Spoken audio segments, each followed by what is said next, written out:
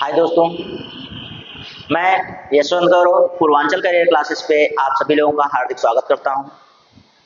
दोस्तों, जैसा कि आप अवगत ही हैं कि ये जो सीटेट दिसंबर 2024 की श्रृंखला चल रही है, इसमें संस्कृत सब्जेक्ट लेकर आपके सामने उपस्थित हैं। तो दोस्तों, इस सेशन में थोड़ा सा मॉडिफिकेशन करने की ज़रूरत है, थोड़ा सा मॉडिफाई करने की ज़रूरत है, जिसमें मैं आपको थियरी प्लस प्रैक्टिस की बात करूंगा दोस्तों। तो आज की क्लास तो आपके सिर्फ थियरी करेंगे, लेकिन इसके बाद जो क्लासेस आपकी आएंगी उसमें थियरी प्लस प्रैक्टिस के साथ आएंगे हम। उसी टॉपिक की थियरी होगी, उसी टॉपिक का प्रैक्टिस होगा। जिस टॉपिक से थियरी, उसी टॉपिक से प्रश्न आपके होंगे, प्रैक्टिस होगा। और साथ ही साथ 15 प्रश्न आपके संस्कृत के होंगे, 15 प्रश्न साइंस के होंगे। ये रहा मॉडिफिकेशन आपका। 15 प्रश्न आपके संस्कृत, 15 प्रश्न आपके साइंस। तो 30 प्रश्नों के साथ मैं उपस्थित रहूंगा और 30 प्रश्नों में आपको साइंस और संस्कृत दोनों कराया जाएगा, जो आपके सीटेट हो, यूपी टेट हो या फिर आपका सुपर टेट हो, सब में महत्वपूर्ण होगा दोस्तों। क्योंकि ये जो 15 प्रश्न होंगे, आपके 15 प्रश्न नहीं रहेंगे, पूरी टॉपिक जो होगी उसकी ना, उसी में समाहित होगी। बढ़िया से उसका व्याख्या करते चलेंगे। 30 प्रश्न का मतलब दोस्तों कम से कम 45 मिनट या 50 मिनट मैं आपका डेली लेना चाहूंगा। और आशा करता हूं दोस्तों, यह जो निर्णय है यह आपको अच्छा लगेगा, क्योंकि ये जो निर्णय है दोस्तों ना, ये बड़ा ही अच्छा है आपकी परीक्षा के पॉइंट ऑफ व्यू से। तो चलिए आज की जो टॉपिक है उसे शुरू किया जाए दोस्तों। जो मैंने वर्ड विचार किया था आपसे पिछली में मैंने आपको क्या चर्चा किया था दोस्तों आपके साथ? तो मैंने पिछली कक्षा में आपसे माहेश्वर सूत्र पर चर्चा किया था। माहेश्वर सूत्र के बाद मैंने कहा था वर्ण क्या होते हैं। वर्ण के बाद वर्ण के भाग जो थे दोस्तों, वर्ण के भाग पर मैंने आपसे चर्चा किया। तो वर्ण के भाग, अब वर्णों को कितने भागों में बांटा जाता है उस पर चर्चा करनी है। सबसे पहले क्या हुआ कि वर्ण है, क्या है, माफ कीजिएगा, थोड़ा सा दोनों को मिलाया जाए। क्या है दोस्तों? तो वर्ण, ये जो वर्ण है इसके भाग क्या थे? इसके भाग थे दोस्तों स्वर और व्यंजन। क्या भाग थे? स्वर और व्यंजन। क्योंकि वर्णों को, जो वर्णमाला होती है, वर्णमाला में स्वर और व्यंजन के ही आधार पे वर्णों को विभाजित किया जाता है। तो सबसे पहले हम चर्चा अब किस पर करेंगे? अब जो चर्चा करेंगे दोस्तों वहां हम स्वर पर करेंगे। किस पर? स्वर।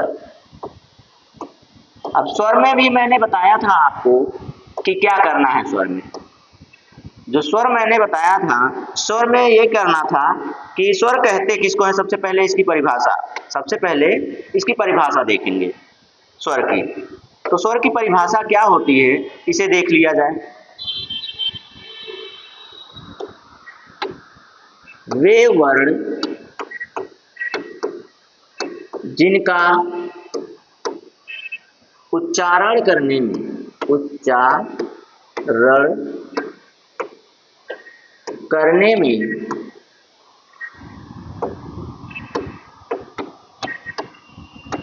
किसी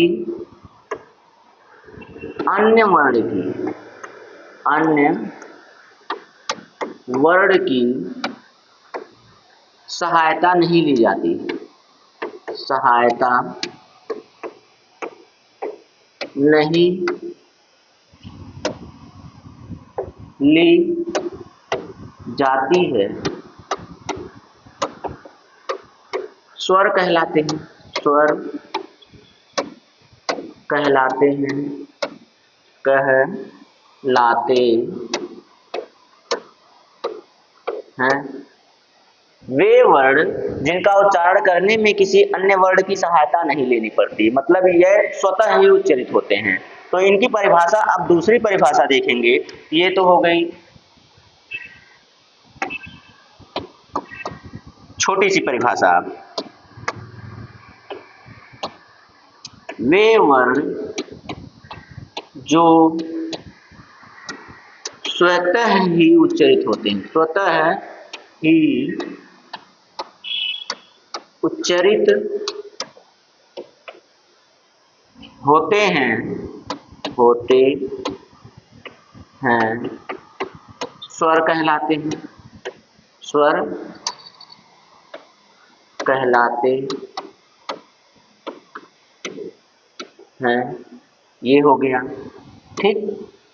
तो अब ये तो हिंदी की परिभाषा हुई, मतलब ये स्वतंत्र होते हैं उच्चारण करने में, इनके लिए किसी अन्य वर्ड की जरूरत नहीं पड़ती है, इनका उच्चारण हम स्वयं ही कर सकते हैं, स्वतः ही कर सकते हैं। ये स्वच्छंद होते हैं, ये स्वच्छंद होते हैं, व्यंजनों की भांति नहीं होते हैं ताकि इनका उच्चारण किया जाए तो किसी अन्य वर्ड की सहायता लेनी पड़े, तो किसी अन्य वर्ड की सहायता नहीं लेनी पड़ती है, ये स्वच्छंद होते हैं, ठीक है। चलिए, तो अब संस्कृत की बात है, तो संस्कृत में देख लिया जाए। स्वयं राजन्ते इति स्वरा, स्वयं राजन्ते इति स्वरा, मतलब जो स्वयं से उच्चरित होते हैं उनको क्या कहा जाता है, स्वर कहा जाता है। अब ये संस्कृत की बात हो गई। चलिए, तो वर्ड, ये जो स्वर हैं, स्वर के कितने प्रकार होते हैं दोस्तों? स्वर को 3 भागों में विभाजित किया जाता है। स्वर को कितने भागों में विभाजित किया जाता है? तो 3 भागों में विभाजित किया जाता है। तो पहला क्या होता है दोस्तों? वह होता है लघु स्वर, या इसी को ह्रस्व स्वर कहते हैं। एक मिनट, ह्रस्व,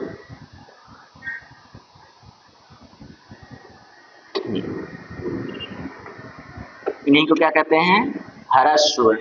ह्रस्व होने के बाद अब फिर से स्वर लिखा जाएगा, ह्रस्व स्वर कहते हैं। लघु स्वर या ह्रस्व स्वर, लघु स्वर या ह्रस्व स्वर, या इन्हीं को मूल स्वर कहा जाता है। क्या कहा जाता है? मूल स्वर कहा जाता है। इनके नाम देखिए, इन्हीं को आधार स्वर भी कहा जाता है। क्या कहा जाता है? आधार स्वर भी कहा जाता है, आधार स्वर, क्योंकि इसी पर पूरी की पूरी वर्णमाला, इन्हीं स्वरों पर पूरी की पूरी वर्णमाला आधारित होती है, इसीलिए इनको लघु स्वर, ह्रस्व स्वर, मूल स्वर, आधार स्वर, तो ये सारे स्वर इनको कहा जाता है, ठीक है। अब अगर एक और कहेंगे तो छोटे स्वर, एक मात्रिक स्वर, एक मात्रिक स्वर भी कहते हैं। ये सारे नाम आपको याद रखना पड़ेगा, क्योंकि ये आपकी परीक्षा की दृष्टि से महत्वपूर्ण होते हैं। ये सब के सब सिर्फ यही ह्रस्व स्वर जो है ना, ह्रस्व स्वर के ही क्या है? पर्यायवाची है। ह्रस्व स्वर के ही क्या है? पर्यायवाची है दोस्तों। चाहे लघु स्वर कहिए, चाहे ह्रस्व स्वर कहिए, चाहे मूल स्वर कहिए, चाहे एकमात्रिक स्वर कहिए, चाहे फिर आधार स्वर कहिए, और सबकी परिभाषाएं आधार पे ही बना सकते हैं। ह्रस्व स्वर हो सकता है, मूल स्वर हो सकता है, इसी पर यही पूरी वर्णमाला का मूल है, इसी पर पूरी वर्णमाला आधारित होती है। इनकी एक मात्रा होती है, एक मात्रिक कहलाएंगे। लघु क्यों कहलाते हैं? क्योंकि ये छोटे स्वर हैं, इसलिए इनको क्या कहा जाता है? लघु स्वर कहा जाता है। अब इनकी परिभाषा देखेंगे दोस्तों, अब इनकी क्या देखेंगे? परिभाषा देखेंगे।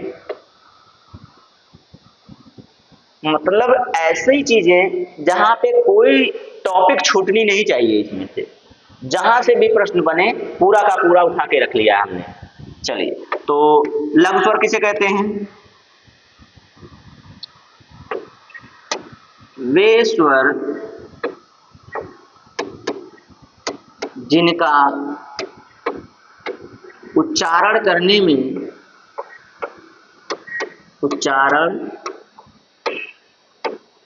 में एक मात्रा का समय लगता है, एक मात्रा का समय लगता है, समय लगता है उसे ह्रस्व स्वर कहते हैं, उसे ह्रस्व स्वर कहते हैं। ठीक है, तो वे स्वर जिनका उच्चारण करने में एक मात्रा का समय लगता है उसे ह्रस्व स्वर कहते हैं। ठीक है, चलिए ये चीजें हो गई। अब इसके बाद इसी परिभाषा को आप बदलना चाहेंगे तो बदल भी सकते हैं। वे वर्ण या वे स्वर जिनका उच्चारण करने में कम ऊर्जा खर्च होती है, कम समय लगता है, कम ऊष्मा व्यय करनी पड़ती है, उसे ह्रस्व स्वर कहते हैं। एक मात्रा का समय लगता है, हो गया। ठीक है, अब उसके बाद अब इसमें होते कौन कौन से हैं उनको देख लेते हैं। जैसे उदाहरण में कौन आएंगे, तब उदाहरण में आपका आ जाएगा। अच्छा, मैंने स्वर की संख्या कल बताया था ना कि संस्कृत में स्वरों की संख्या 9 होती है। संस्कृत में 9 होती है और आपके हिंदी में 11 होती है। संस्कृत में कितनी? 9। अब 9 में से कौन कौन ह्रस्व होते हैं ये देख लीजिए। आ, ई, उ, री और क्या? ली। ये 5 स्वर होते हैं जो ह्रस्व स्वर कहलाते हैं। इन्हीं पर पूरी वर्णमाला आधारित होती है। इन्हीं पर क्या होती है? पूरी की पूरी वर्णमाला आधारित होती है। ये उच्चारण करने में एकदम स्वतंत्र होते हैं। इनका उच्चारण स्वयं से ही होता है। ठीक है, तो कौन होते हैं दोस्तों? आ, ई, उ, री, ली। और इनकी संख्या कितनी है दोस्तों? 5 है। इनकी संख्या कितनी है? 5 है। ठीक है, चलिए ये हो गया। फिर इसके बाद अगर हम बात करें, ये तो ह्रस्व स्वर की बात हो गई। उसके बाद बात करते हैं दोस्तों दीर्घ स्वर। दीर्घ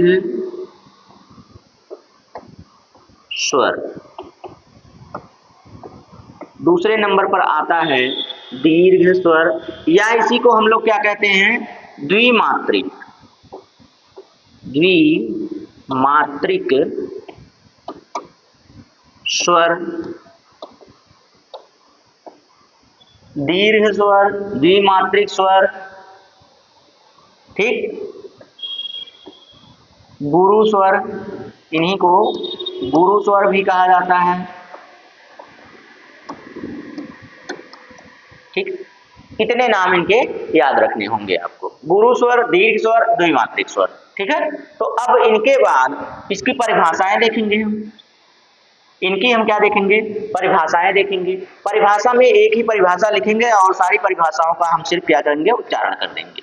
ज्यादा लिखेंगे तो ज्यादा समय लग जाएगा, आप लोग बोर भी हो सकते हैं। चलिए, तो परिभाषा क्या होगी देख लीजिए। वे स्वर जिनका उच्चारण करने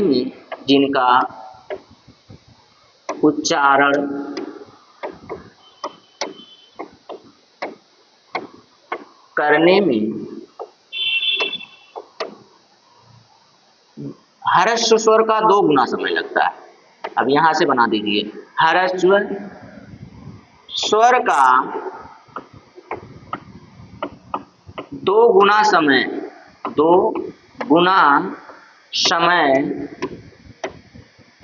लगता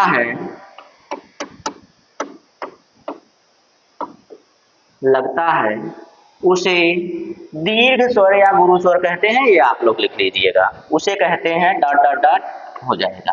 ठीक है, अब पूरा आप लिख लीजिएगा। उसे दीर्घ या गुरु या द्विमात्रिक स्वर कहते हैं। या फिर यहाँ पे आप कह सकते थे करने में 2 मात्रा का समय लगता है।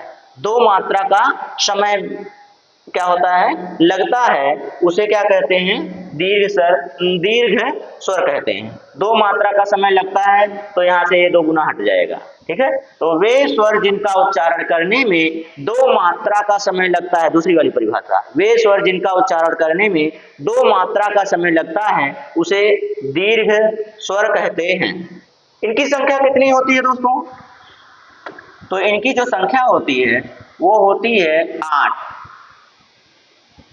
कितनी संख्या होती है इनकी दोस्तों? तो इनकी संख्या कितनी होती है? इनकी संख्या 8 होती है। कलर बदल देते हैं। इनकी संख्या कितनी होती है? संख्या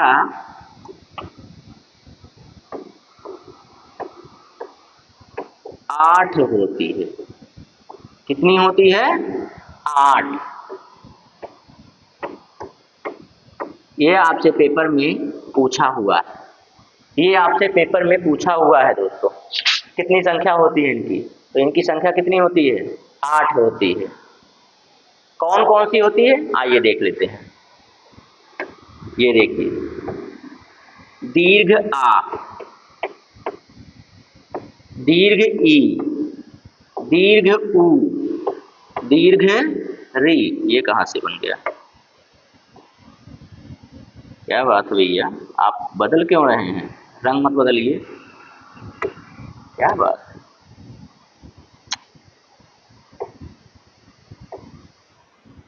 हो गया। कुछ तो झोल है। क्या बात है, ये बदल क्यों रहा है? चलिए, हाँ, दीर्घ री।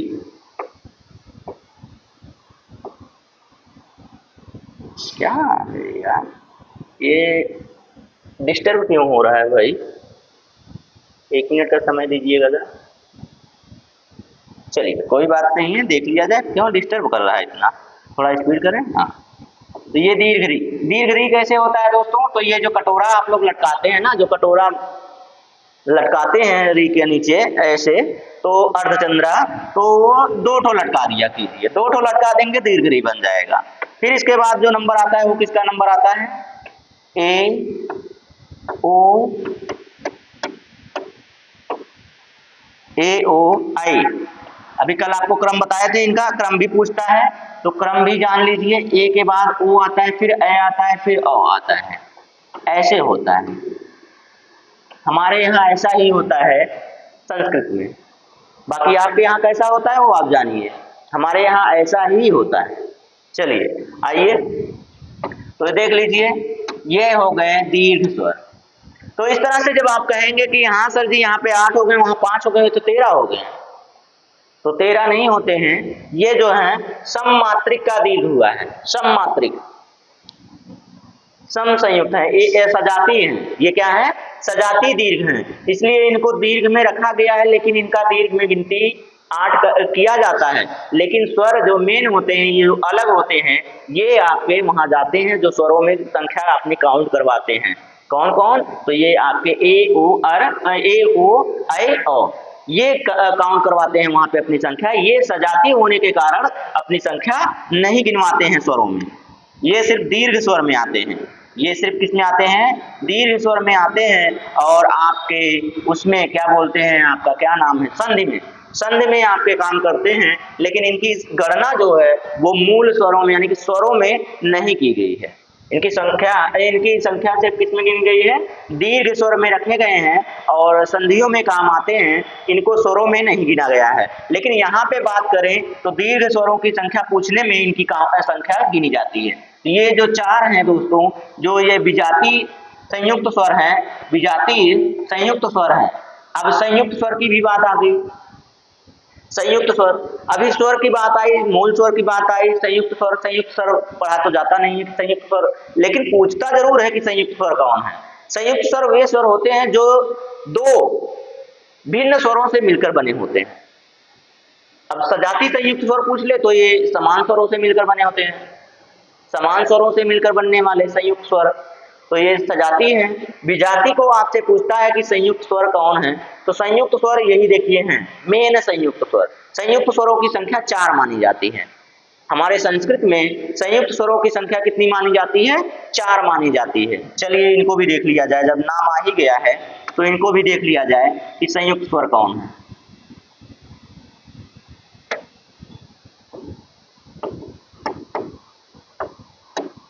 संयुक्त स्वर। संयुक्त स्वर में आपका सजाती विजाती हिंदी में होता है, लेकिन हमारे यहाँ संयुक्त स्वरों की संख्या अगर आपसे पूछेगा तो आपको सिर्फ और सिर्फ 4 बताना होगा। कितना बताना होगा? 4 बताना होगा।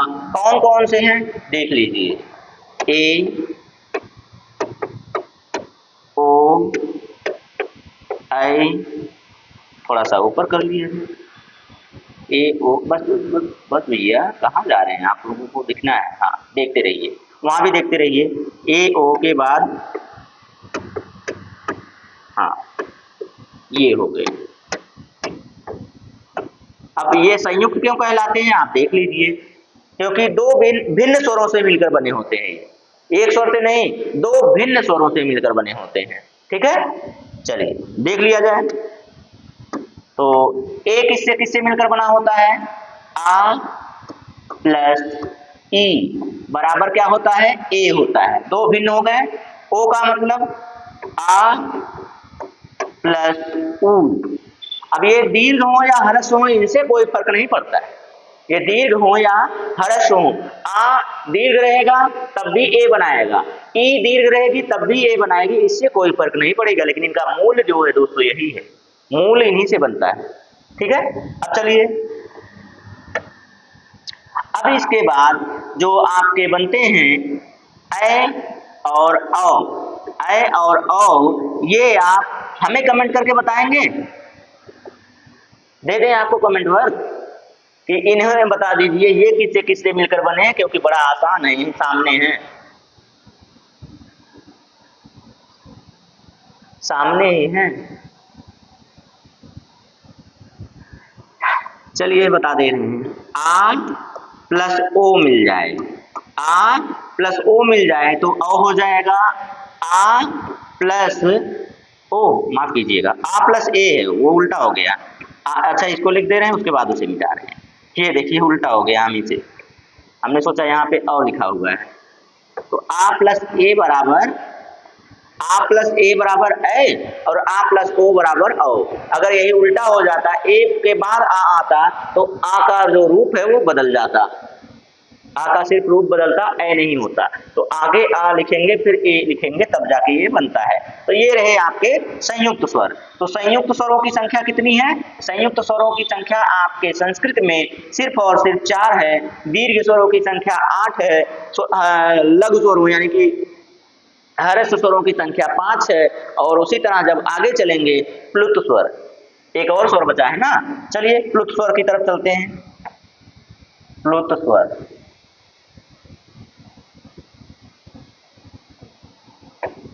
अगले स्वर का क्या नाम है दोस्तों? अगले स्वर का नाम है प्लुत स्वर। प्लुत स्वर, प्लुत स्वर। चल, जो ये प्लुत स्वर है दोस्तों, इसकी परिभाषा जब लिखेंगे तो क्या होगा, इसकी परिभाषा क्या बनेगी? तो इसकी परिभाषा देख लीजिए। अब ये प्लुत स्वर का अलग नाम अगर देखना चाहेंगे तो ये होता है त्रैमात्रिक। क्या होता है दोस्तों? त्रैमात्रिक स्वर। त्रैमात्रिक स्वर मतलब 3 मात्रा गिनी जाती है इनकी। इनकी संख्या मात्रा कितनी गिनी जाती है? 3 मात्रा गिनी जाती है, इसलिए त्रैमात्रिक स्वर। अब परिभाषा देखना चाहेंगे तो यहां से परिभाषा देख लिया जाए।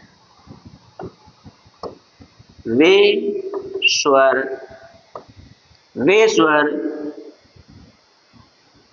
जिनका उच्चारण करने में, जिनका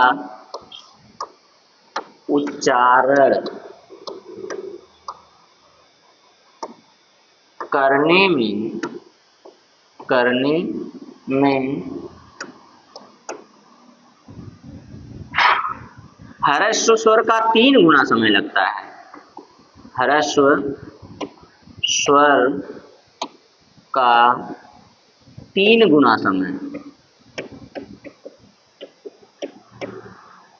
गुना समय खर्च होता है या व्यय होता है या लगता है, समय लगता है, उसे क्या कहते हैं? उसे प्लुत स्वर कहते हैं। इतना समझ में आ गया है। तो अब आगे चलें। अब ये जो प्लुत स्वर होता है दोस्तों, इसका संकेत क्या होता है? प्लुत स्वरों का संकेत, तो प्लुत स्वर का संकेत देखेंगे और उदाहरण देखेंगे तो ये होते हैं दोस्तों, जैसे देखते हैं ना, आ है, आ के पीछे 3 लग जाए, ई है, ई के पीछे ये 3 वाला लग जाए, ऊ है, ऊ के पीछे 3, मतलब सभी स्वरों के पीछे आप 3 लगाते जाइए, ये प्लुत होते चले जाएंगे। और इनका जो संकेत है, संकेत भी हम आपको बता दें। संकेत, तो संकेत जो होता है दोस्तों ऐसे होता है, उल्टा 2, उल्टा ये 2 कर दीजिए, ये बन जाता है। तो इसका शुद्ध 1 मिनट, 5 नहीं बनाना है, यस नहीं बनाना है, इसको ऐसे बना दीजिए। हाँ, ये हो गया, ये हो गया। इस तरह से ही इसका क्या बनता है, ये बनता है ओ, ऐसे ऐसे ही इसका क्या होता है, प्रतीक होता है दोस्तों। और सब लोग सिंपल ऐसे बना के निकल लेते हैं, ठीक है, ऐसे ही बना के निकल लेते हैं। तो अब इसमें से जो आपको पसंद आए यही आप प्रतीक बना दीजिएगा, ये हो जाएगा, ठीक है। तो अब इसका उच्चारण कैसे हो, कहाँ पे प्रयोग होता है दोस्तों? तो प्रयोग इसका आप लोगों ने देखा होगा, एक शब्द आपका जो आप लोग मानते हैं, ओम। अब ये जो ओम है दोस्तों, ओम में ये प्रयोग होता है, प्रयुक्त हुआ है। अब इसको आप लोग जितना बढ़ाना चाहेंगे उतना बढ़ा सकते हैं। जैसे अब आप लोग इसको थोड़ा सा और बड़ा करें, लेकिन इसको पढ़ा कैसे जाएगा, इसका उच्चारण कैसे होगा दोस्तों? जितना आप इसको बढ़ाते जाएंगे उतना आपके लय में बढ़ता जाएगा, आपके स्वर में बढ़ता जाएगा। जैसे ओम, ये कहा हमने, ऊपर वाला हो गया। फिर उसके बाद इसको पढ़ने के लिए कैसे पढ़ना पड़ेगा, ओम, मतलब जो जैसे ये बढ़ते जाएंगे वैसे ही आपका नाद बढ़ता जाएगा, आपका स्वर जो है वो बढ़ता जाएगा, ठीक है। उनको बढ़ाना पड़ेगा। जैसे अभी ढेर सारा लिखना पड़े आपको ये प्लुत स्वर, तो आपको बोलना पड़ेगा जितनी आपकी स्वर है, जितनी आपकी कैपेसिटी है, जितना आपका नाद है, वो एक ही बार में बोल दीजिए। ओ,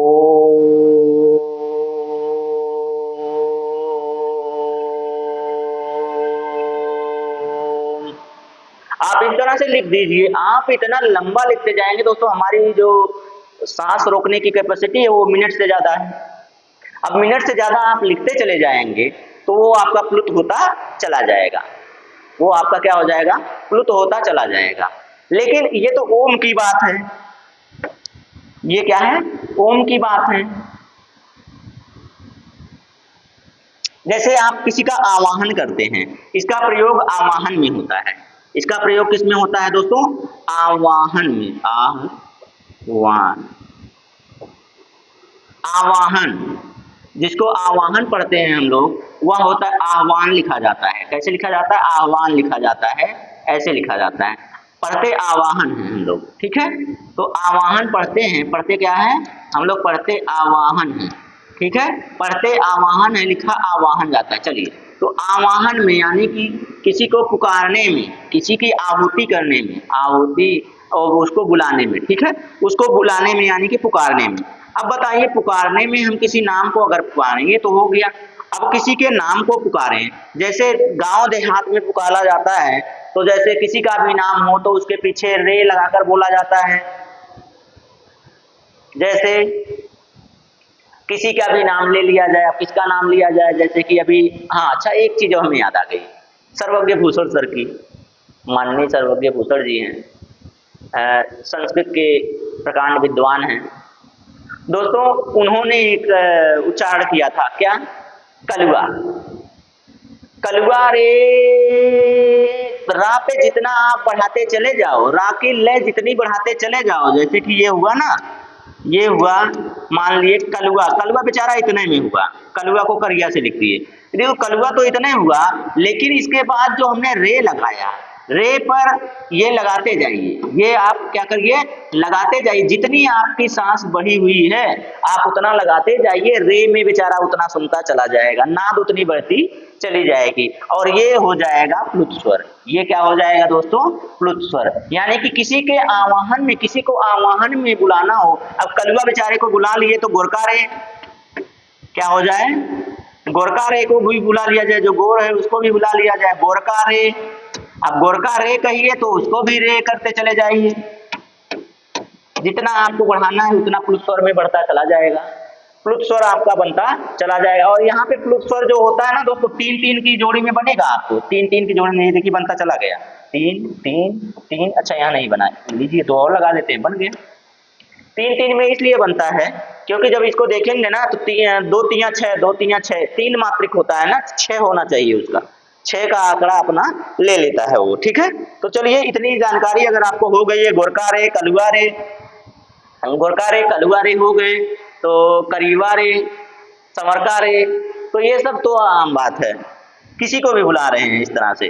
तो ये बुलाने का, आवाहन करने का जो स्वर होता है, आवाहन स्वर किसे कहेंगे, तब आवाहन स्वर हम लोग किसको कहेंगे, प्लुत स्वर को कहेंगे।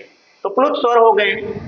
अगर आपको इतना समझ में आया है तो आगे बढ़ें, कमेंट में यस लिखिए, जी समझ में आया, जी समझ में आ गया कमेंट में लिख दीजिए। अगर नहीं समझ में आया हो तब भी बताइएगा कि नहीं समझ में आ रहा है सर जी, आप जो पढ़ा रहे हैं वो समझ में नहीं आ रहा है। तो हम पढ़ाने का तरीका बदलें, किस तरह से आपको कितने सरल शब्दों में समझा सकते हैं उसको बदलेंगे, ठीक है। अब ये कलुआ रे, गोरका रे, करीवा रे, संवरका रे, ये तो हो गया। अब हम भी तो उसी में हैं, संवरके में हैं, करीवे कह दीजिए, हम भी उसी में हैं। जो काले लोग हैं बेचारे, जो भाई सांवले लोग हैं वो बुरा मत मानिएगा, जो गोरे लोग हैं वो भी बुरा मत मानिएगा, ये सिर्फ आपको सिखाने का तरीका है। हम भी उसी में हैं, हम कहीं अलग से थोड़ी आए, अंग्रेज थोड़ी है कि एकदम बस जरा सा टच कर दो तो लाल हो जाए। तो हम भी यही के हैं, हिंदुस्तानी हैं दोस्तों, हिंदुस्तान का कलर ही है सांवला, ठीक है। चलिए, तो ये हो गया आपका स्वर। स्वर के बाद दोस्तों अब इसमें आता है, आप लोग कहते हैं अयोगवाह। आप लोग क्या कहते हैं दोस्तों, अयोगवाह की बात करते हैं कि अयोगवाह क्या है। तो अयोगवाह को दोस्तों स्वरों से अलग रखा गया है, अयोगवाह। अयोगवाह को क्या किया गया है, स्वरों से अलग रखा गया है, स्वरों से क्या किया गया है, अलग रखा गया है। अब इनकी संख्या कितनी होती है, तो इनकी संख्या अगर हम देखें तो इनकी संख्या संस्कृत में 4 होती है। अब हिंदी वाला हम जान रहे थे, हिंदी वाला सब लोग टाइप करोगे, हिंदी वाला दिमाग में आ जाएगा। हाँ, अयोगवाह अंग और आ, अंग और आ, अंगा आहा भुलाए जा, यहाँ पे 4 होते हैं। यहाँ पे कितने होते हैं दोस्तों, तो इतने पे 4 होते हैं। कितने 4 होते हैं, 4 होते हैं। संस्कृत में अयोगवाह की संख्या कितनी होती है, तो 4 होती है। अगर अब इसको भी और लंबा खींचना रहता ना तो अभी अयोगवाह का भी हम बता देते, जो योग करने योग्य नहीं है। योग्य करने, आ का मतलब क्या होता है, आयोगवाह, आयोग लिख दीजिए ना, आयोग नहीं दोस्तों, ये अयोग है, अयोगवाह, अयोगवाह। जो योग करने योग्य नहीं है फिर भी वहन किया जा रहा है उसका, जो योग करने योग्य मतलब जोड़ने योग्य नहीं है फिर भी इसका वहन किया जा रहा है, इसका वहन किया जा रहा है मतलब इसको साथ में लेके ढोया जा रहा है। तो वही होते हैं अयोगवाह। कौन कौन से हैं दोस्तों, तो देख लीजिए। एक होता है अनुस्वार, एक होता है विसर्ग, एक होता है अनुस्वार, दूसरा होता है विसर्ग, तीसरा क्या होता है दोस्तों, तीसरा होता है जिह्वा मूली, तिह्वा नहीं जिह्वा, जिह्वा मूली। और फिर इसके बाद जो होता है दोस्तों वो होता है उपधमानी, उपधमानी।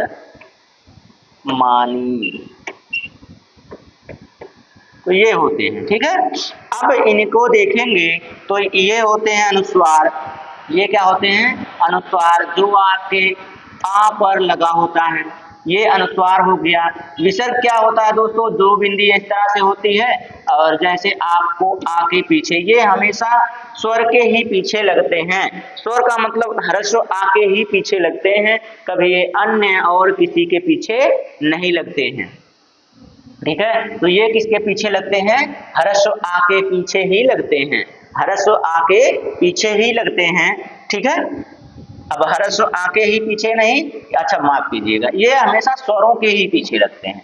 ये हमेशा कहाँ लगते हैं दोस्तों, स्वर के पीछे लगते हैं या स्वर के ऊपर लगते हैं। दोनों, एक स्वर के ऊपर लगता है, एक स्वर के पीछे लगता है। कभी ये व्यंजन पर नहीं लगते हैं, कभी ये व्यंजन पर नहीं लगते हैं। अब आपके दिमाग में आ रहा होगा दोस्तों कि हम लोग तो लिखते हैं ना, अब ये देखिए, ये से हटा दें, हम लोगों के दिमाग में ये आता है कि दोस्तों हम लोग लिखते तो है ना, राम, रामा लिखते हैं, ये तो माँ पे लगा, ये तो व्यंजन पे लगा है ना। लेकिन नहीं मेरे प्यारे दोस्तों, इस कंफ्यूजन में मत रहना कभी। इसीलिए मैंने कहा ये प्रश्न आया हुआ है कि अनुस्वार और विसर्ग का प्रयोग किया जाता है, ये प्रायः प्रयुक्त किए जाते हैं। तो कहाँ पर प्रयुक्त किए जाते हैं दोस्तों, स्वरों पर प्रयुक्त किए जाते हैं, हमेशा ये स्वरों पर योग होता है इनका। जैसे अब देखिए माँ पर लगा है ना, माँ पे अहा लगा हुआ है, लेकिन नहीं, माँ पे विसर्ग लगा हुआ है, लेकिन ये नहीं, ये सिर्फ आपको भ्रम में डालने के लिए लगा हुआ है, छलावा है ये। जैसे आज के जमाने में प्रेम मिलना ये छलावा, सच्चा प्रेम मिलना, सच्चा प्यार मिलना छलावा है, ढोंग है। वो इसी तरह से यह भी दोस्तों धोखा है, यह भी क्या है, धोखा दिया गया है आपको, सरासर बेईमानी है आपके साथ, सरासर बेईमानी है आपके साथ कि ये जो अनुस्वार और स्वर हैं, ये अनुस्वार और विसर्ग हैं, ये किस पे लगते हैं, ये व्यंजन पर लगते हैं। ये छलावा है, ये एक धोखा है। कैसे है वो मैं आपको बता रहा हूं, देखिए ये छलावा और धोखा कैसे है, देख लीजिए। माँ है, माँ को जब हम लोग अलग करते हैं, कोई भी व्यंजन में अलग करते हैं, तो उसमें आ निकल के बाहर आ जाता है। अब ये जो विसर्ग लगा हुआ है, विसर्ग उसके बाद प्रयोग किया गया है ना, विसर्ग का प्रयोग यानी कि ये जो अहा है, इसका प्रयोग उसके बाद किया गया है ना। तो अब बताइए, माँ तो बेचारा अलग हो गया, अब आ यहाँ है, इसको यहाँ लगाएंगे, ये यहाँ लगेगा ना, कि यहाँ लगाएंगे, यहाँ नहीं लगाएंगे, वो यहीं पे लगाएंगे। ये कहाँ लगाएंगे दोस्तों, यहीं पर लगाएंगे। इसीलिए कहते हैं दोस्तों, अगर पढ़ना है बढ़िया से किसी के बारे में तो हमारे पास आ जाइए। किसी भी टॉपिक के बारे में गूढ़ जानकारी चाहिए आपको, अच्छी जानकारी चाहिए आपको, बेहतर जानकारी चाहिए आपको, तो हमारे पास आइए, हम बताएंगे कहाँ पे कैसे प्रयोग हुआ है। धोखा नहीं देंगे आपको इसकी तरह से। देखिए धोखा मिल रहा था आपको, मैंने अलग करके बता दिया, समझ में आया? जी सर, जी सर, यस सर, हाँ सर, समझ में आ गया। चलिए फिर आगे चलें, चलिए आगे चलते हैं। तो इसको साफ कर दूं थोड़ा सा।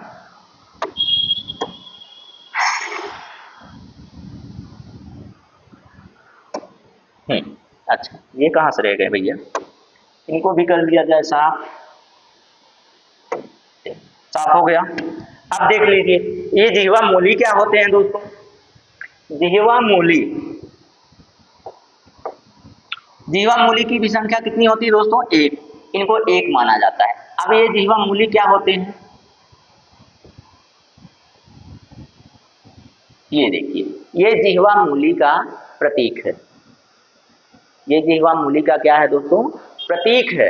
ठीक है, ये हमेशा क और ख, का और ख के पहले प्रयुक्त होते हैं, का और ख के पहले प्रयुक्त होते हैं, जो अर्ध विसर्ग की तरह से। ये विसर्ग के आधे होते हैं, जैसे अभी विसर्ग हमने बना दिया, ये विसर्ग को हमने जूम कर दिया, टेक्नोलॉजी का जमाना है, जूम कर सकते हैं। तो इनको हमने आधा आधा साफ कर दिया, इनको हमने क्या कर दिया, आधा आधा मिटा दिया। बताओ, हमने बनाया हुआ है ना।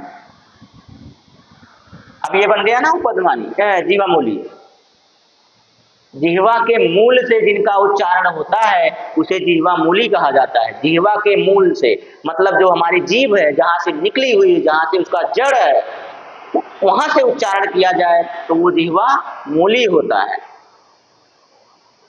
अब देखिए ये इसका प्रतीक है और ये दो नहीं होते हैं, ये इनका जो ये प्रतीक है ना, इसको एक कहा, अच्छा अभी तो मिट जाता, इसको एक गिना जाता है। इसको क्या गिना जाता है? एक गिना जाता है। इसको एक गिना जाता है, इसको एक गिना जाता है। तीन हो गए, अभी उपदमानी बचा हुआ है चार करने के लिए। अब यही देखिए, यही प्रतीक रहने दीजिए, इसको पा और फा के सामने कर दीजिए, पा और फा के पहले प्रयोग कर दीजिए, तो ये हो गए उपदमानी। ये क्या हो गए? उपदमानी हो गए। 1 2 3 4, ठीक है। तो आपको आज समझ में आया होगा कि अयोग वाक्य की संख्या 4 कैसे होती है। ये आपके सुपर टेट, यूपी टेट और ये जो आपका सी टेट है, इसमें बहुत महत्वपूर्ण होते हैं। अगर हम चाहें तो इस क्लास को और भी लंबी खींच सकते हैं, और भी इसमें समझा सकते हैं, और अंदर तक जा सकते हैं, लेकिन इससे ज्यादा की जरूरत आपको नहीं है, इसीलिए अंदर नहीं जाएंगे। तो दोस्तों आशा करते हैं आपको बड़े ही अच्छे से समझ में आया होगा, और नहीं अगर समझ में आया है इतनी मेहनत के बाद, तो फिर आप कमेंट कीजिए, फिर हम आपको बताएंगे। भागने वालों में से नहीं है, धोखा देने वालों में से नहीं है। हम जो सीरीज स्टार्ट करते हैं उसे समाप्त करते हैं पूरा, ठीक है। तो अब जो कल से सीरीज ये वाली चलेगी, आगे बढ़ाएंगे दोस्तों, तो उसमें जानते हैं क्या होगा, उसमें थोड़ी थ्योरी के साथ प्रैक्टिस होगी। 15 प्रश्न साइंस के, 15 प्रश्न आपके संस्कृत के। तो देखना मत भूलिएगा दोस्तों, 2 सब्जेक्ट आपके सामने लेकर उपस्थित होंगे हम, और दोनों को उतनी ही गहराई से आपके सामने लेकर उपस्थित होंगे, उतने ही बेहतर प्रश्न होंगे जितनी बेहतर हमारी क्लास होती है, ठीक है दोस्तों। तो बस आज के लिए इतना ही रहने दें, अब विदा चाहते हैं आपसे, धन्यवाद।